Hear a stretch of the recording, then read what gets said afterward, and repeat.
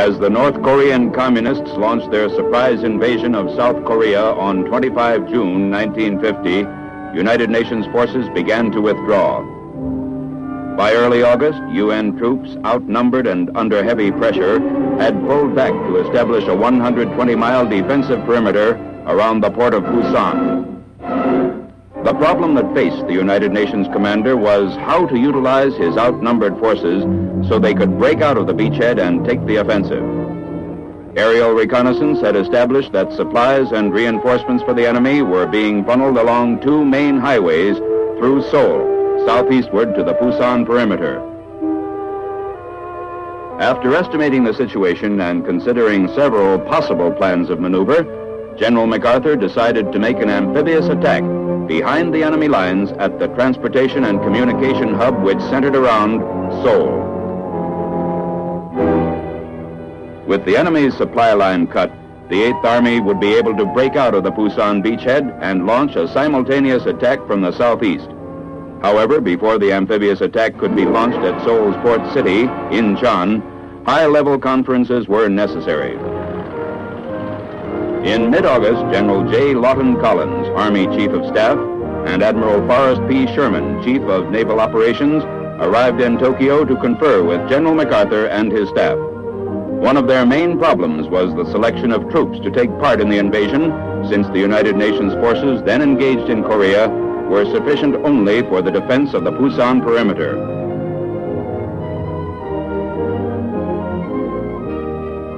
Perhaps an even greater problem was presented by the tidal conditions at Inchon, considered among the most difficult in the world for an amphibious operation. Extensive studies were made of the area, including examination of scenes such as these, photographed in 1945 during the U.S. occupation. It was decided that mid-September would be the best time for an amphibious assault, but even then, special tactics would be necessary. In Inchon's harbor and at Wolmi, a small island which dominated the outer harbor, there was a 35-foot tidal range, leaving impassable mudflats at low tide. Assault landing craft would be able to approach the beaches only during the 3 hours of each high tide. Troops landing in the first waves would have to stick it out alone until the next high water. Meanwhile, it was decided that the 7th United States Infantry Division, which had been on occupation duty and undergoing training in Japan's snow-covered northern region, would constitute one major ground unit of the invasion force. The entire force would be designated the 10th Corps. Part of another major ground unit of the 10th Corps came from Camp Pendleton, California. They were members of the United States 1st Marine Division, which was at that time deployed in widely separated areas of the world. Other units of the division were assembled from the Mediterranean area and Hawaii. Still other 1st Division Marines were already in Korea, helping to throw back the all-out communist attacks on the Busan beachhead.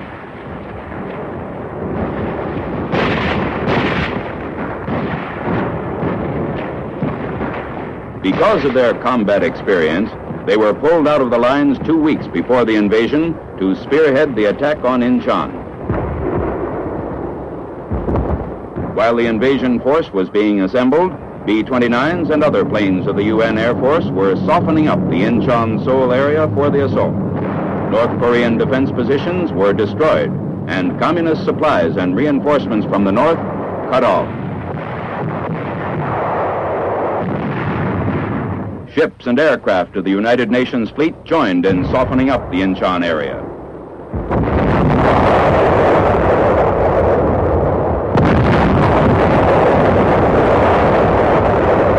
To confuse the enemy, bombardments were directed at other coastal cities, including Pohang, Kunsan, Samchok, and Yeongdeok. By this time, the ships of Task Force 77, a United Nations armada, had left Japan with its cargo of 10th Corps troops and was nearing the west coast of Korea. Navy crews were getting ready for D-Day. Ground troops were making final preparations to hit the beach. On D-2, 6 UN destroyers closed in to draw fire from Walmey's and Inchon's shore batteries so they could be definitely located. 1,000 yards, 900. As soon as the shore batteries opened up, our destroyers returned fire and moved in closer. The probing action was successful. Every shore battery fired and was pinpointed for later destruction by air and naval bombardment, thus preventing many potential casualties among troop-loaded transports and landing craft. One of the destroyers, the Colette, received direct hits from a shore battery only 600 yards away. The preparations were completed, and this was the invasion plan. At 0600, 15 September, after a pre-invasion bombardment, the 3rd Battalion of the 5th Marine Regiment would land at Walmey and secure the island during the hours of the morning high tide. On the evening high tide at 1800, the remainder of the 5th Marine Regiment and the 1st Marine Regiment would simultaneously attack the city of Inchon from the north and south respectively. These 2 regiments, followed later by the 7th Marine Regiment, would move inland as rapidly as possible along the Inchon-Seoul axis. Their primary mission was to capture the city of Seoul. As soon as possible after the 1st Marine Division was ashore, the U.S. 7th Infantry Division would be landed through the port of Inchon, proceed east along the Inchon-Seoul axis, then turn south toward Suwon to protect the southern flank and establish a line against which the 8th Army could crush the retreating communists. The 1st Korean Marine Regiment would clear captured areas, and the 187th Airborne Regimental Combat Team would be held in reserve in Japan.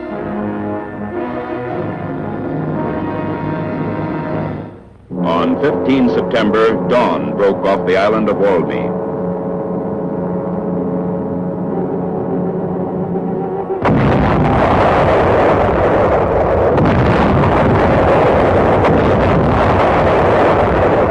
Guns of the 262-ship United Nations Armada began their point-blank preliminary bombardment. Tiny Walmey broke into flames as naval gunfire hit enemy ammo and fuel dumps. General MacArthur observed from the command ship. At 0630, the invasion began. 15 seconds before the Marines hit the beach, the bombardment was lifted at Walmey, but continued at Inchon.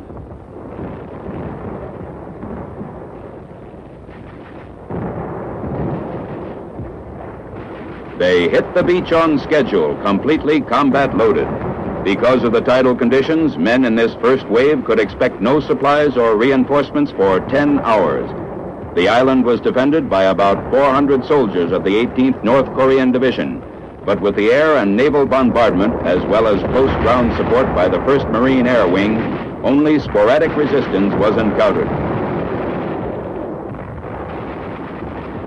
Communist troops, in a state of shock, surrendered after only light opposition. By the morning of 16 September, Inchon had been taken against light resistance. While the 1st Korean Marine Regiment cleared the city, the United States 1st Marine Division started toward the Han River, and beyond it, the former South Korean capital of Seoul, which lay about 20 miles from the Inchon beachhead. Four miles out of Inchon, they passed burning Russian-made T-34 tanks.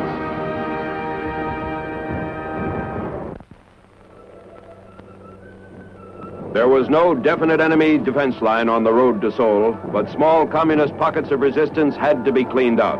Elements of the 1st and 5th Marine Regiments cleared the rice paddies near the village of Akia.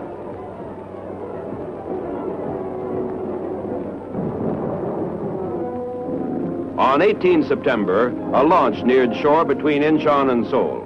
Aboard was General MacArthur. He was met by Major General Edward M. Almond, commander of the 10th Corps. As General MacArthur came ashore, he was greeted by Major General O.P. Smith of the 1st Marine Division. On this same date, troops of the U.S. 7th Infantry Division landed at Inchon. First to disembark were men of the 32nd Regiment. They moved rapidly inland, then southward to form the base of an anvil against which the 8th Army, driving north, would crush the North Koreans.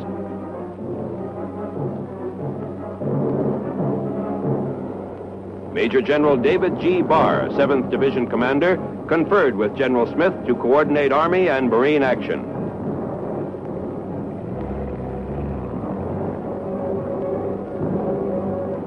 On 19 September, the 5th Marine Regiment was maneuvering along the west bank of the Han River, poised to launch an amphibious attack.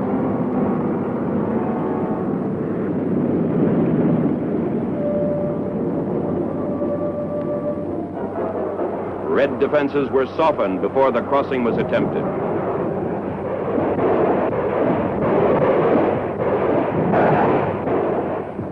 In the early morning hours of 20 September, the 5th Marine Regiment started across against enemy resistance. It was expected that the crossing would be difficult, for the river is very wide in this area.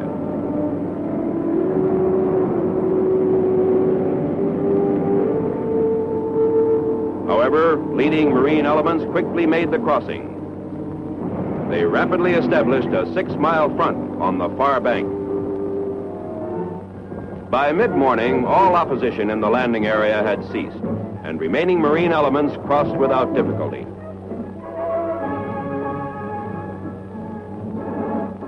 They had cleared the greatest barrier between Inchon and Seoul. Now they lost no time in heading toward the former capital. Meanwhile, far to the south, the 8th Army, led by Lieutenant General Walton H. Walker, broke out of the Pusan perimeter as Communist troops were cut off from supplies and reinforcements by the 10th Corps. The Reds in South Korea were in full retreat, and one of the major objectives of the Inchon invasion had been achieved. In the Seoul area, Kimpo Airfield, captured by the 5th Marine Regiment on 17 September, was soon operational. A full-fledged airlift was quickly begun with about 400 tons of critically needed supplies being brought in daily.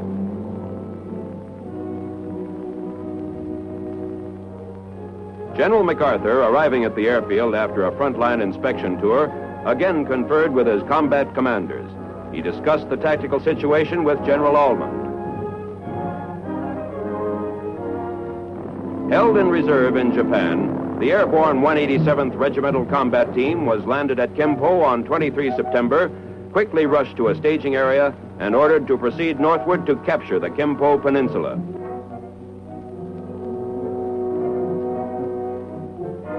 By 23 September, Marines of the 5th Regiment were slowly advancing toward the suburbs of Seoul. When resistance in the suburbs proved extremely heavy, the Marine commander decided to have the 1st Marine Regiment cross the Han in the vicinity of Yangdong-po, east and south of where the 5th Marine Regiment had crossed, then move them into the city through and south of the 5th Regiment's position.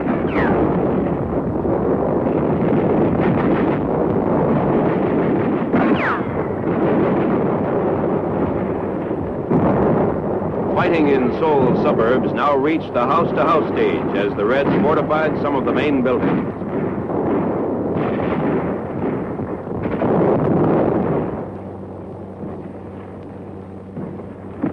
On 24 September, with the Marines still meeting fanatical opposition, General Almond decided to speed the plan for the capture of Seoul by utilizing elements of the 7th Infantry Division to envelop the southern portion of the city.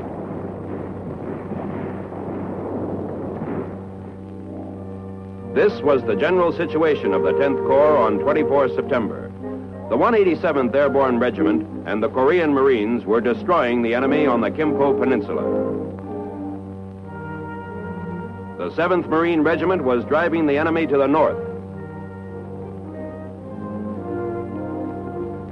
The 5th and 1st Marine Regiments fighting in the suburbs of Seoul were encountering fierce enemy resistance, which precluded an early capture of the city. The 7th Infantry Division, having seized the important airfield at Suwon, was deployed on the southern flank. Now the commanding general, 10th Corps, directed the 7th Division commander to commit one of his regiments in an amphibious crossing of the Han River. The regiment's objective was to attack the city amphibiously from the south, capture South Mountain, the commanding terrain in the city, and envelop the enemy's southern flank.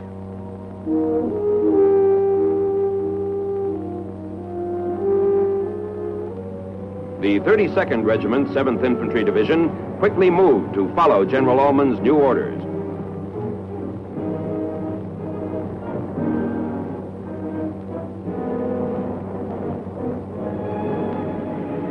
At 0630 on 25 September, after a 30-minute artillery barrage, the 32nd Regiment began its crossing southeast of Seoul.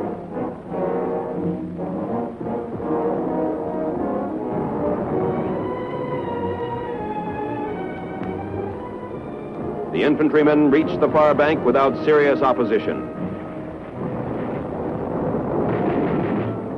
However, a short distance from the river, they ran into heavy small arms and machine gun fire.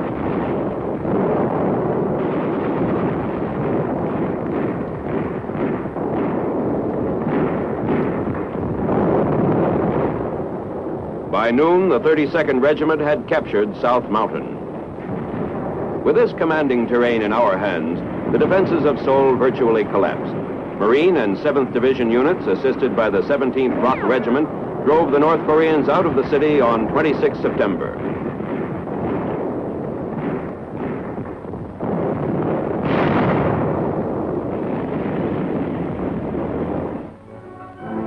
On 27 September, 7th Division troops waited near Osan for a flying column of the U.S. 1st Cavalry Division. As these 10th Corps and 8th Army soldiers linked up, thousands of communists were trapped. The anvil and the hammer were joined. In the Republic of Korea's war-scarred capital on 29 September, General MacArthur participated in Seoul's liberation ceremony. To Dr. Syngman Rhee, South Korea's 75-year-old president, the UN commander restored the city. With the 8th Army moving through its position, the 10th Corps was relieved of all tactical responsibility on 7 October. In 22 days, it had completed its job in the Seoul area and was on its way to another amphibious operation. With the enemy's supply line cut, the 8th Army would be able to break out of the Pusan beachhead and launch a simultaneous attack from the southeast. However, before the amphibious attack could be launched at Seoul's port city, Inchon, high-level conferences were necessary. In mid-August, General J. Lawton cut a 20-mile defensive perimeter around the port of Pusan. The problem that faced the United Nations commander was how to utilize his outnumbered forces so they could break out of the beachhead and take the offensive. Aerial reconnaissance had established that supplies and reinforcements for the enemy were being funneled along two main highways through Seoul, southeastward to the Pusan perimeter.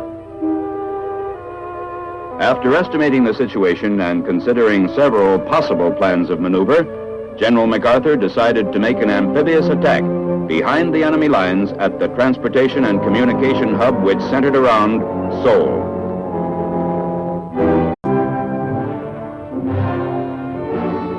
As the North Korean communists launched their surprise invasion of South Korea on 25 June 1950, United Nations forces began to withdraw.